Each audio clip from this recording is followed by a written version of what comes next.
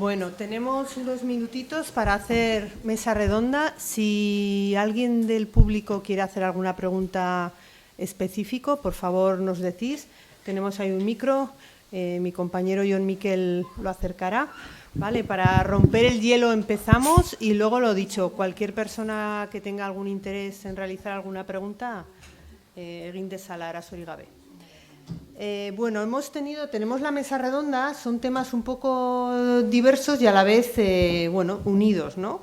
Tenemos la perspectiva de género, la actividad físico-deportiva, las diferencias biológicas y cómo podríamos optimizar el entrenamiento en función del ciclo menstrual. Entonces, a ver si podemos generar un poquito de diálogo basado, como no, en la ciencia, en la práctica profesional y la equidad de género en este ámbito deportivo.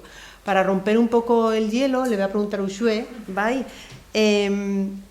genero ikuspegiak nola beraztu dezake gorputz eta kirol jardueren programen diseinua. Es decir, ¿de qué manera puede la perspectiva de género enriquecer el diseño de programas de actividades físico-deportivas?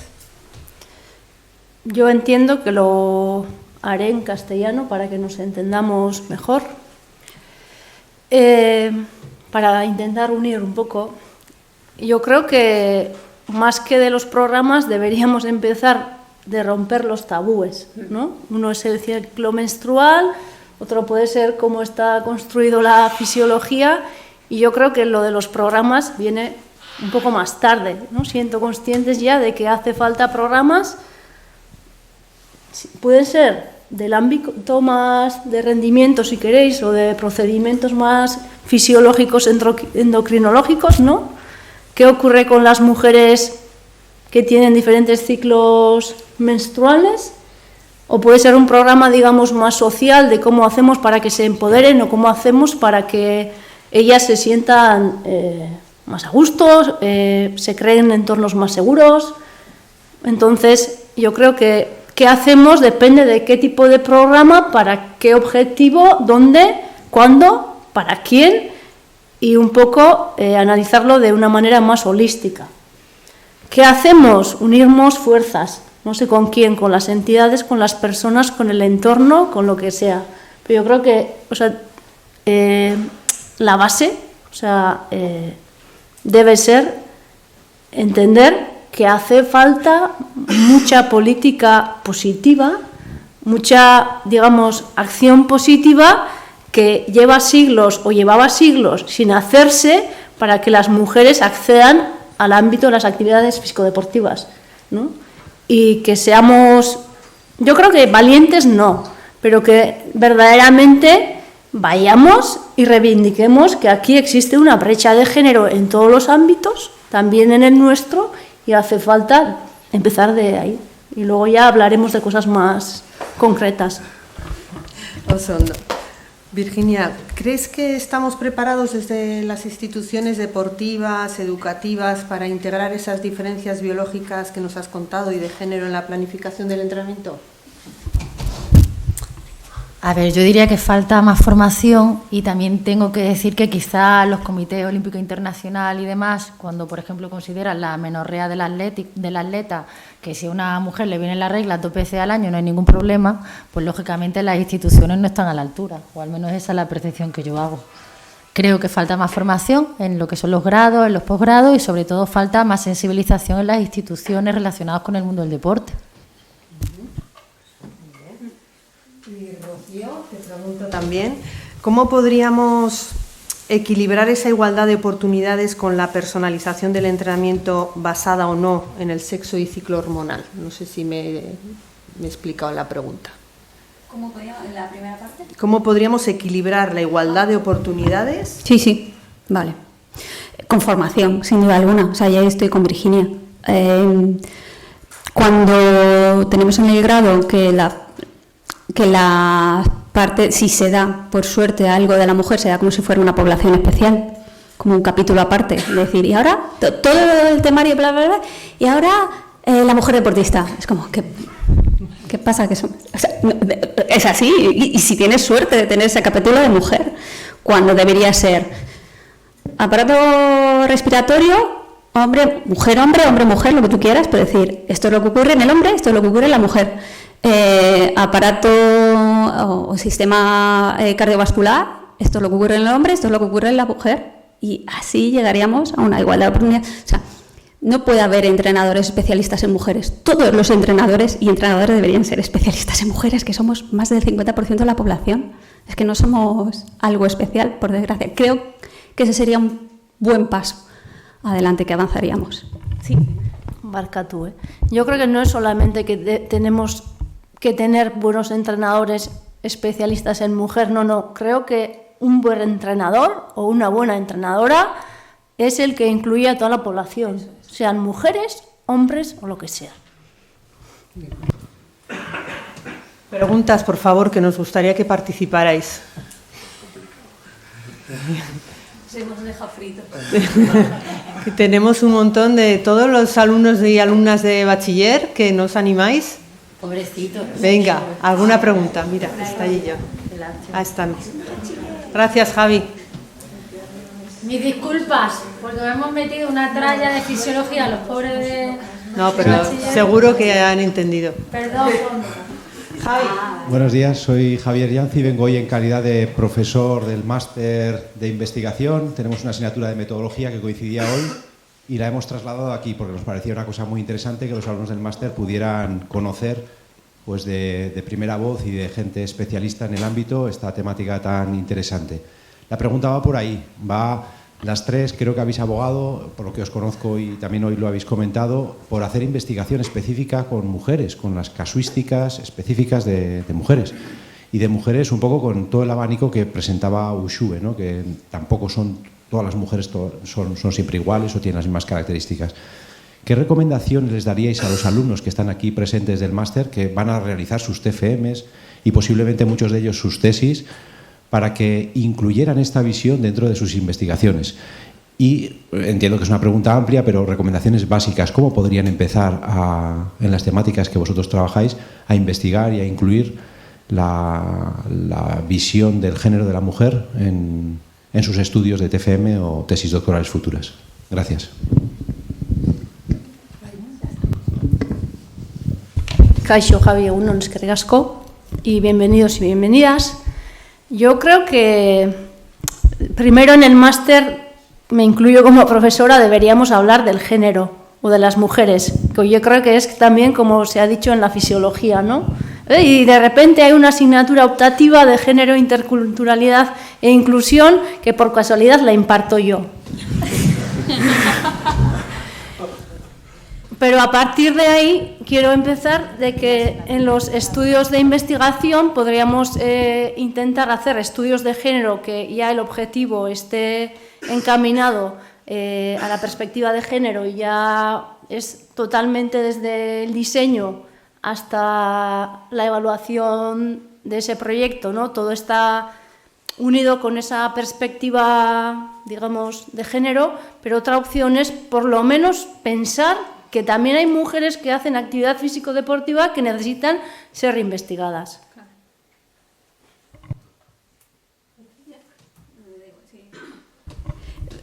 Muchas gracias por la pregunta, me parece muy pertinente, la verdad. Lo primero de todo, creo que ya, iba a decir de aquí para adelante, no, de hace unos años para adelante, en todas las investigaciones, si vas a estudiar a hombres, tienes obligatoriamente que incluir muestra igual de mujeres. Al menos eso, ¿eh? Al menos eso. De hecho, te diría más. Sigue ocurriendo que algunos trabajos todavía tienes el título, en el que, lo que sea, un título aleatorio, pues influencia de las barreras percibidas a la hora de realizar actividad física. Y resulta que toda la muestra es de hombres. Pues si toda la muestra es de hombres, al menos dinero en el título. Porque si en el título no pones nada, se entiende, perdonadme, que son hombres y mujeres. Ya está mal que solo incluyas a hombres. Es verdad que en estudios más de sociología se ve menos, pero en estudios de fisiología, de perfil, fuerza, velocidad, empresa de banca inclinado. Ya, y te ha faltado poner en hombres jóvenes. Porque solo tienes hombres jóvenes. Creo que eso aunque solo sea por ética, ya no debe... Y sigo, o sea, lo mismo. Si estudiar hombres y mujeres y políticas positivas, como ha dicho Ushue, igual que solo hombres ya lo hemos visto mucho, solo mujeres no lo hemos visto tanto, y hay que llegar a lo que hay que compensar lo que no se ha hecho en todos estos años atrás. Por tanto, tenemos que estudiar más a las mujeres. Estudios solo planteados con mujeres están bien para disminuir esa brecha. Entonces, esas tres consideraciones. Y luego, de cara al ciclo menstrual, no es lo ideal, pero bueno, una recomendación entiendo, porque igualmente estoy ahí, entiendo que al menos controlar el ciclo menstrual, al menos controlarlo. Porque los perfiles son tan diferentes, y si se pueden centrar las pruebas en una sola fase del ciclo, mejor, para evitar posibles factores confusores que nos estén controlando. Vale, no sé si me he explicado suficiente, pero bueno, si no, ahí tenéis mi correo, me podéis preguntar lo que haga falta. Sí, yo también diría que no vale con meter solo la covariable sexo y meto la distribución igual de hombres y mujeres y no muestro los resultados para hombres, para mujeres, con una P que diferencie hombres y mujeres. No vale usar la covariable de meto el sexo y ya está todo incluido. Hay que hacer un estudio diferencial, porque eso es como cubro el expediente y ya está. Y luego formación en género y formación en fisiología, que sepamos con qué cuerpo estamos trabajando, porque eso me ayuda a desarrollar la discusión, la hipótesis, aquello que quiero estudiar. Si no voy a ciegas y si no conozco el modelo, no puedo explicarlo.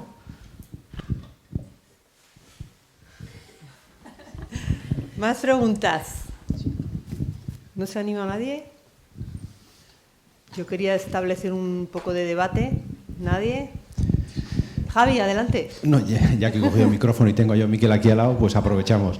En primer lugar, me gustaría decir que no es casualidad que Uxue esté impartiendo esa asignatura. La activamos hace unos años y bueno, nos pareció que era la persona indicada para poder impartirlo, y creo que lo está haciendo con muy buen criterio, aunque sea separado, ¿no? Es decir, sea una asignatura aislada, que podría estar incluida en todas las asignaturas, ¿no? Como una formación transversal. Y luego, simplemente para hacer un comentario, quizá tenemos que reflexionar en ciencia lo que hacemos y cómo seleccionamos nuestra muestra. Concretamente, la semana pasada estuvimos hablando de la selección de la muestra y de la generabilidad de los resultados. Entonces, en este sentido, pues igual tenemos que hacer mucha reflexión en la propia investigación, en los TFMs, en las tesis, de cómo seleccionamos la muestra y cómo luego podemos generalizar esos resultados o no en esta línea, sin más.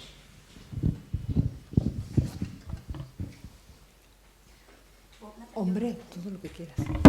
Al hilo de esto, que me parece súper interesante, os planteo yo a vosotros y a vosotras una pregunta. O sea, imaginaos, estáis con vuestro TFM, ¿verdad? Muchos de vosotros tenéis...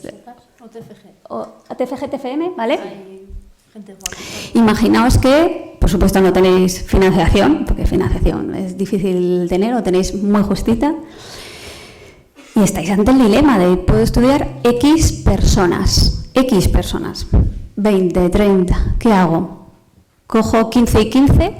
¿Cojo 30? ¿Cojo 10, 20? Eso os lo tenéis que plantear. ¿Cómo solucionaríais ese problema? ¿Qué preguntas os haríais? O sea, eso es lo que a mí me parece interesante. Lo primero de todo que tenéis que pensar es ¿qué quiero estudiar? O sea, ¿cuál es mi pregunta de investigación, ¿no? Que quizá haya que replantearla, como bien ha dicho Virginia.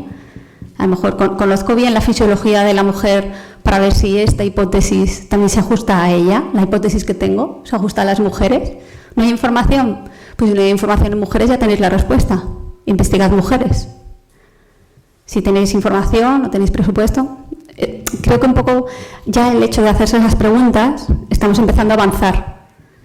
No sé si os las habíais planteado hasta ahora, pero ya sí es obligatorio planteárselas desde el punto de vista de la investigación.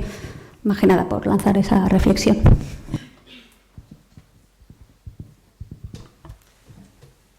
¿Hay entrenadoras y entrenadores aquí? ¿Nadie quiere hacer ninguna cuestión? ¿Ninguna pregunta? ¿Animaros? Que tienen hambre ya, Sara. Hola. Que quieren café. Buenas, yo soy Mónica Gallego de la Facultad de Farmacia, soy profesora de Fisiología y os felicito por las charlas y por todo lo que estoy aprendiendo aquí. Coincido, por desgracia, plenamente en que no sabemos explicar la fisiología como fisiología de hombres y de mujeres, igual que tampoco sabemos explicarla como fisiología de ancianos y niños, porque tampoco los niños son adultos en miniatura. Entonces, bueno, pues tenemos un largo camino que hacer ahí, pero en ello estamos, ¿verdad? La pregunta que tenía era una pregunta bastante concreta. Habéis mencionado, bueno, pues que hay que se debería tratar aspectos como el ayuno intermitente de manera distinta en mujeres, o que hay sintomatología específica del ciclo menstrual o matices, ¿no?, específicos en el ciclo menstrual que habría que investigar. Y a mí siempre me viene un poquito a la cabeza la idea de las sensaciones cerebrales de hambre, saciedad y saciación, porque hay una parte de la nutrición que es cuestión de calorías que entran, de metabolismo, etcétera, y eso tiene un ritmo, y eso puede ser desde el punto de vista metabólico más pertinente por la mañana, por la tarde, pero luego hay aspectos más hipotalámicos, ¿no?, más cerebrales, y las hormonas sexuales habéis dicho que tienen un altísimo impacto en el funcionamiento del sistema nervioso. El hambre es distinta a lo largo del día, entonces es que a lo mejor el hambre es distinta en los distintos momentos del ciclo, o incluso a lo mejor el hambre es distinta en hombres y mujeres. Y teniendo en cuenta que hambre, nutrición, rendimiento, salud van un poquito de la mano, pues os quería preguntar si tenéis algo que comentar en esto. Es así una especie de idea filosófica, por si habéis leído algo o habéis pensado algo. Gracias. Sí, por ejemplo, con respecto al ciclo menstrual, sabemos que la liberación de grelina y de leptina en la fase lútea difiere de la preovulatoria a grandes rasgos, y que tenemos mucho más apetito. Hay un mayor gasto metabólico basal por el efecto termogénico de la progesterona en la fase lútea, pero digamos que la ingesta de apetito es mayor que ese gasto. Es decir, en ese sentido jugaría en mi contra, y siempre decimos: nunca inicies una dieta restrictiva en la fase lútea, siempre en la folicular, media o tardía, ¿de acuerdo? Entonces, claro que sí, el apetito varía, y además muy cíclico. En el caso de la mujer, a lo largo del día ocurriría lo mismo. Sabemos que el cortisol es oresinérgico, sabemos que la regulación del apetito, de los núcleos ventromediales y demás, también va a variar de esas hormonas esteroideas de la mujer. Por supuesto, eso es un mundo de conocimiento que también es eso específico, y creo que incluso desde el punto de vista del género también se podrían hacer aportaciones, ¿no? Indudablemente. Me encantaría poder hablar de esta cuestión, pero sí. O sea, sabemos ya de la neuroquímica del apetito, también es eso dependiente. No, y desde el punto de vista o de sociedad, la presión que tiene una mujer de cara a hacer dieta no es ni mucho menos la que tiene un hombre. Teniendo de los dos presión, que vivimos en una sociedad en la que la imagen es extremadamente importante, pero eso influye también mucho a la hora de hacer dieta, de seguirla, de sufrir con esa dieta o no, y esos aspectos sociológicos se nos olvidan muchas veces, que estamos aquí con fisiología, pero no tenemos que olvidar que es que un porcentaje altísimo de mujeres, pero altísimo, hace o ha hecho dieta alguna vez en su vida. Ostras, eso es importante desde el punto de vista de cómo tú te enfrentas a una nueva dieta o a cuidar tus hábitos, etcétera, etcétera. Y me salgo un poquito, pero que no se me olvide. Parece que lo que he dicho, o la charla que he hecho yo, estaba más orientada al rendimiento, y ni mucho menos. Ha sido porque he ido muy rápido. O sea, una mujer que tiene sus 40 años, 2 hijos, trabajo, casa, tal, porque es que las he visto, es que las he tenido conmigo, y los días antes de la regla, por ejemplo, están que se quieren tumbar en la cama y no salir de ahí. Es que eso no es rendimiento, eso es calidad de vida. Y como entrenadoras y como entrenadores, debéis entenderlas, debéis acompañarlas, empatizar y darles estrategias para que mejoren en esos días, que podemos. Por suerte no seremos personal sanitario, pero somos agentes de salud. Y tenemos estrategias, y tenemos, primero para detectarlo, primero para hablar con ella y decir, tranquila, es normal, no te preocupes. O sea, es que simplemente tienes, a lo mejor no llega a, ya os digo, hay grados, no llega un síndrome premenstrual, o sí, pero hay estrategias, hay formas de abordar, y que se sienta entendida y comprendida, va a fidelizar mucho más a esa mujer al entrenamiento. Que esa persona que está al otro lado, ese entrenador, esa entrenadora, la entienda, la va a fidelizar más. Ese conocimiento, ya solo eso, es un paso de calidad, o sea, es un punto de calidad que os da. Entonces, no lo entendáis solo como rendimiento, ¿vale? Como alto rendimiento. Una mujer que va al gimnasio para estar sana, para verse bien, también se aplica.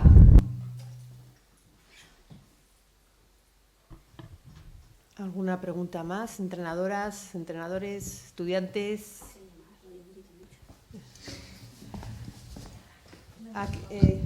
¿Hay por allí? Sí.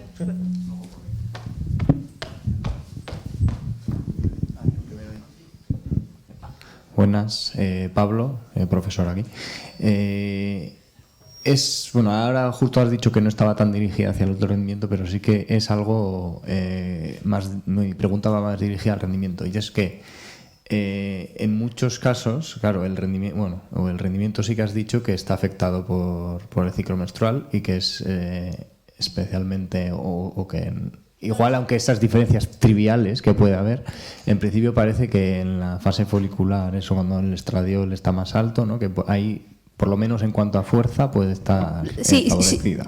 Sí, quizá yo lo plantearía más que en la fase folicular temprana, cuando coinciden los días de la regla y un poquito después, estás como más bajoncillo, peor para rendir. En ese sentido,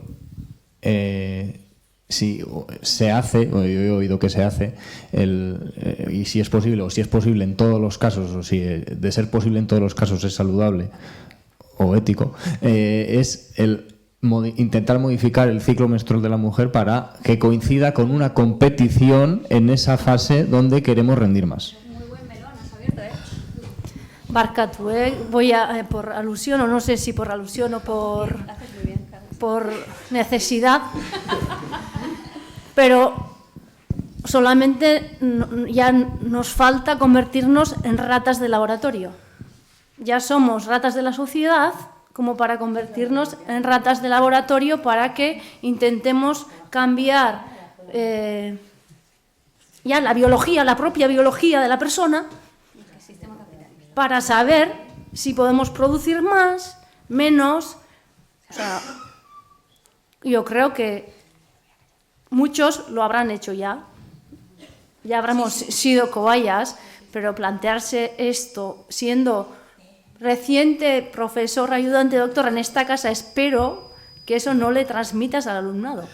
Por cierto. Uxue, y si esa deportista va a unas Olimpiadas y lleva 4 años entrenando para una competición en un día específico, que sabe cuándo va a ser, que se juega mucho y se ha valorado que tiene síndrome premenstrual con unos síntomas, y para ese día en concreto se puede controlar? Yo creo que es su decisión y es su voz.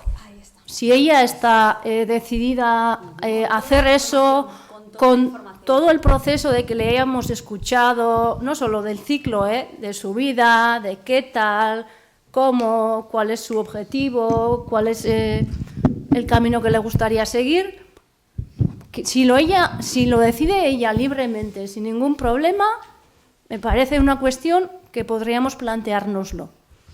Pero por fuera, utilizar como un producto a una persona porque a cierta selección, a cierto estado, esa medalla le va a dar no sé qué beneficio, creo que eso no es ético. Y la ciencia va de cumplir con las condiciones éticas y los derechos humanos.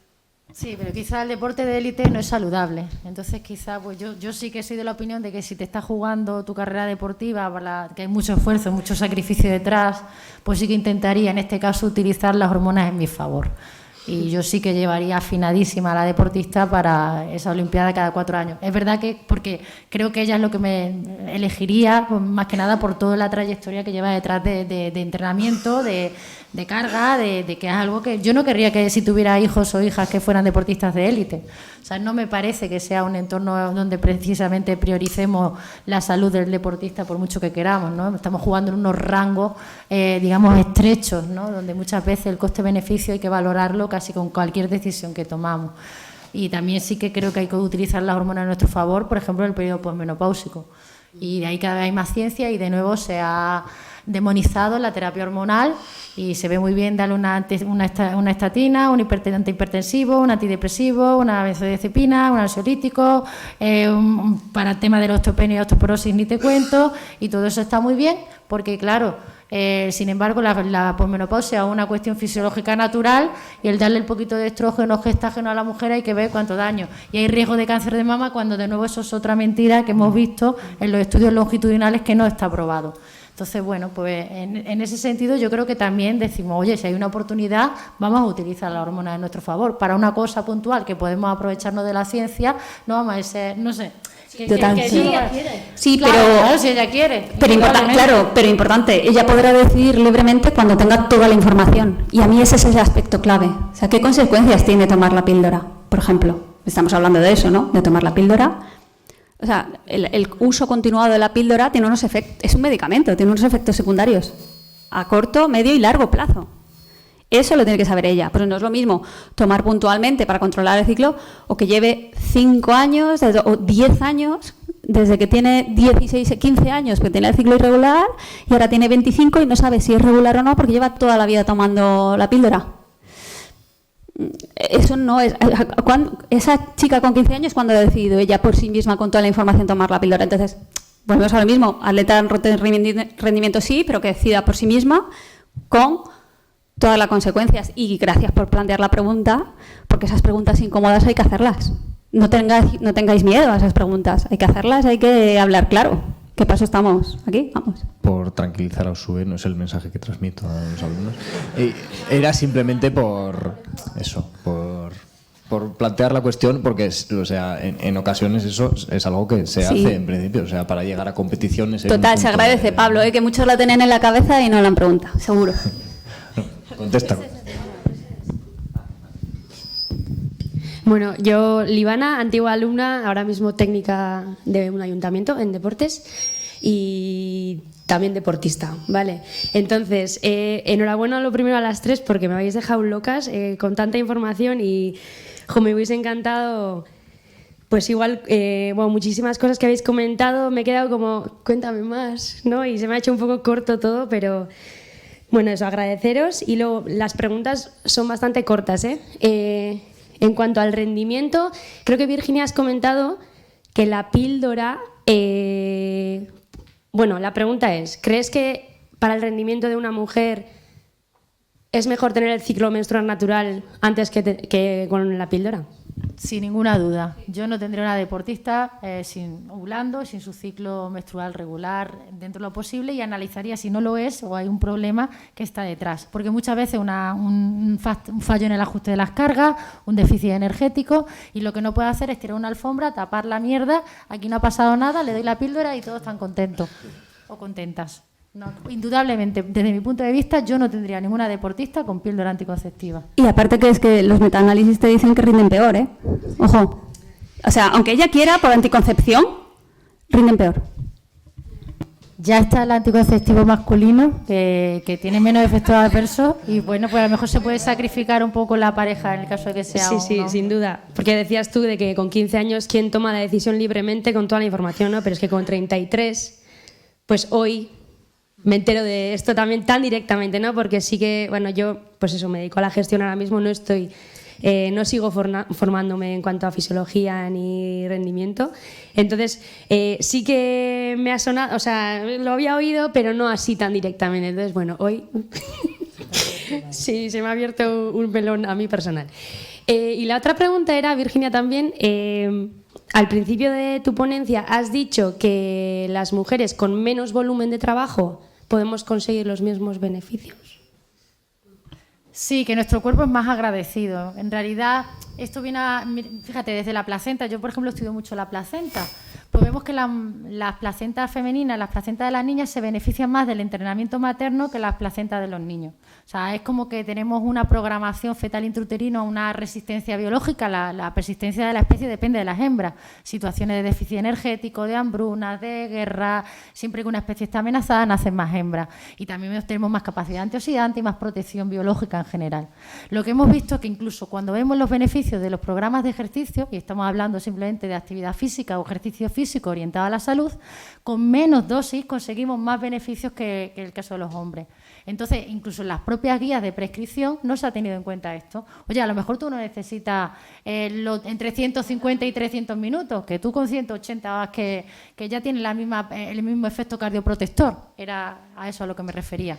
Otra cosa es el rendimiento y el entrenamiento, donde encima nos podemos meter un poquito más porque nos recuperamos mejor. A eso iba, porque luego al final has dicho que podemos descansar. O sea, al principio me he motivado, he dicho, vale, puedo entrenar menos. Y luego al final has dicho, acortar descansos, meter más ¿no? Claro, si el objetivo es salud, estamos de enhorabuena. En ese sentido nos beneficiamos antes o incluso, se ve, ya te digo, hasta en la programación de las placentas. Vale, es que ricasco. ¿Alguna pregunta más? Sí, muy bien. Con actitud. No, hola, yo me llamo Aitor, estudio en Armentia, segundo de bachiller, y bueno, agradeceros por toda la información que nos habéis dado, las charlas sobre la biología y así, aunque bueno, he de admitir que no he entendido nada porque yo estudio letras, pero bueno, yo quería preguntaros, a ver, pues nosotros, ¿qué podemos hacer en el día a día así para, no sé, arreglar este problema que hay en la sociedad? ¿Cuándo cojones?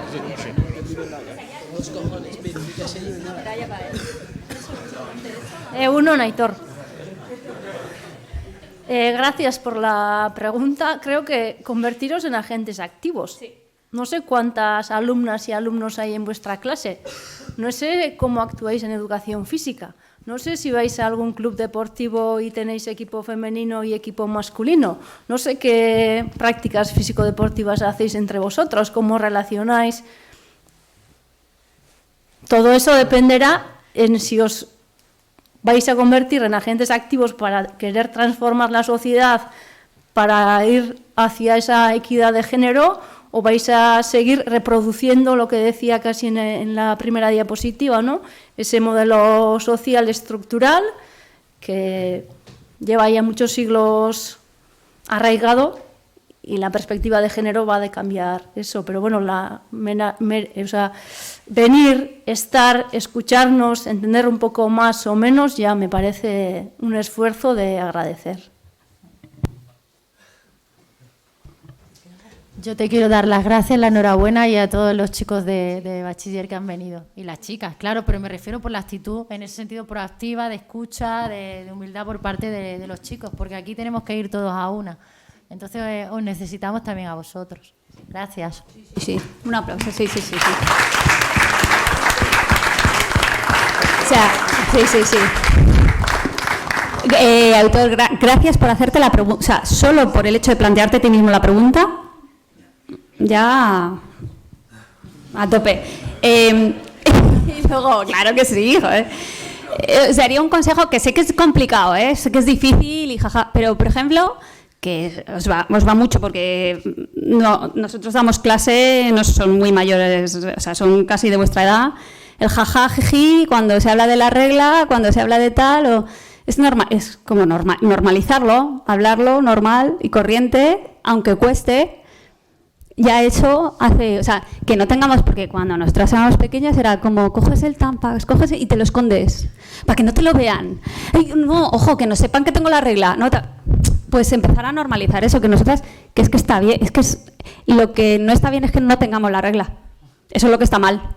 Ya solo que sepáis eso, me parece un mundo. ¿Alguna cuestión más? Mira qué bien. Yo estoy emocionada de cómo está saliendo. Hola, yo soy Lucía y soy estudiante del máster de CAFID y vengo de un mundo un poco diferente, estudié biotecnología.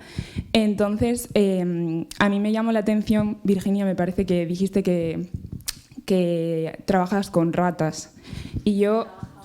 vale. Bueno, tengo entendido que hay diferencias entre el ciclo menstrual y el ciclo estral de los roedores. Entonces quería preguntar cómo abordáis estas diferencias en el estudio con modelos animales. No, con las ratas no estudiamos en función del ciclo menstrual. O sea, las ratas simplemente que tenemos ya modelos. Afortunadamente antes, de nuevo, se daba por hecho y yo asumo que yo he investigado con ratas machos gran parte de mi carrera investigadora. Y es que ni me lo planteaba, para que yo cuestionaba que mis resultados eran directamente extrapolables a la fisiología en general. Y luego hubo, digamos, una catarsis generalizada de qué hemos estado haciendo. Y ahora tenemos ratas machos y ratas hembras. Y entonces yo lo que decía es que cuando hacemos un incremental vemos como las ratas hembras tienen mucha más resistencia a la fatiga, a la misma concentración de lactato, tienes que esperarte 10 o 15 minutos más para que llegue a su consumo máximo de oxígeno. Se aprecia incluso mucho más claramente la diferencia fisiológica del modelo experimental animal. Y lo que quería decir era que cuando nos critican el hecho de que se haya generado conocimiento en modelos experimentales animales, quiero decir que las reacciones químicas, que el metabolismo es el mismo. O sea, que yo, por ejemplo, los umbrales en la rata, las curvas el área bajo la curva de cuando le hago una sobrecarga oral de glucosa, en fin, todo es bastante extrapolable y además me permite controlar mucho las situaciones, las circunstancias experimentales de temperatura, de exposición a estrés, de ingesta, Yo ahora afortunadamente ya trabajo con menopausia, con embarazo, con infancia, con dolor crónico, con mujeres, con personas, pero es verdad que el modelo experimental animal nos ha dado muchas pistas de lo que estaba pasando. Con respecto al ciclo menstrual, en las ratas no podemos aplicarlo. En ese caso sí que somos diferentes. Indudablemente, no lo utilizamos en ese caso. Perdona, sí. Fíjate, tu pregunta me ha hecho reflexionar porque muchas veces cuando pensamos en entrenamiento de la mujer directamente nos vamos a ciclo menstrual, pero si somos claros a mí me parece, bueno, creo que no solo apreciación mía, me parece mucho más importante, muchísimo más importante la temática de la que ha hablado Virginia, diferencias hombres y mujer, que tenemos un conocimiento muchísimo más robusto, sabemos ya lo que hay que hacer, lo tenemos claro y no lo hacemos antes que el ciclo menstrual. Digamos que el entrenamiento de la mujer es mucho más rico y hay que hacer muchas más cosas aparte de tener en cuenta el ciclo menstrual, que somos como menstruocentristas ahí, todo ciclo. Hay diferencias fisiológicas importantes que ya deberíamos estar aplicando a los entrenamientos. Y un poco por retomar también lo que había dicho antes, que la profesora, no me acuerdo el nombre, perdón, de farmacia, Mónica, dice, no, tampoco explicamos niños y ancianos ya, pero es que ellos, o sea, que debería hacerse, pero es que encima la mujer es el 50% de la población, es que si hay con una grupo con el que habría que ponerse las pilas es con la mujer. Entonces, y que hay muchas más cosas aparte del ciclo menstrual.